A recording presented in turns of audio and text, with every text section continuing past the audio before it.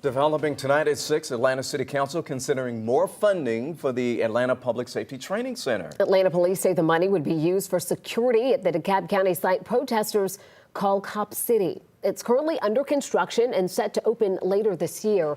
11 Alive's Joe Henke is live outside of Atlanta Police headquarters tonight with the impact that Atlanta police say this funding is expected to have. Jennifer, Atlanta police have only broadly said the nearly $1.7 million would be spent on security enhancements. But late this afternoon in an email, they told me they can't talk specifics about those items, citing security reasons. They do believe this would allow more officers, though, to return to patrolling neighborhoods in the city instead of watching the land for the Public Safety Training Center. From the air, it is clear to see Atlanta's Public Safety Training Center is taking shape with construction nearing an end. The center will be used for both police and firefighter training. On the ground, you can't miss security, with Atlanta police posted around the perimeter and at each entrance. This legislation that is before you speaks to security enhancements that are needed at the Public Safety Training Center site due to the continued threats of violence. On Tuesday, Marshall Freeman, APD's chief administrative officer, spoke during the City Council's Public Safety Committee meeting as council members consider a request for $1.7 million.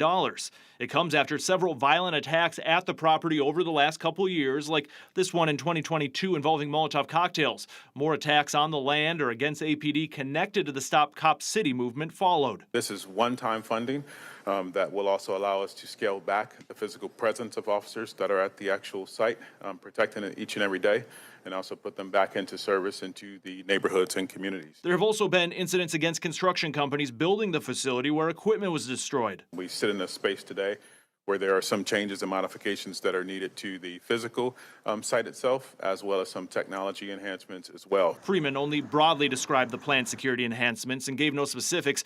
The funding would represent the latest increase to the Public Safety Training Center's price tag that is now more than $110 million. The city is on the hook for $67 million of that total, with the nonprofit Atlanta Police Foundation covering the remainder.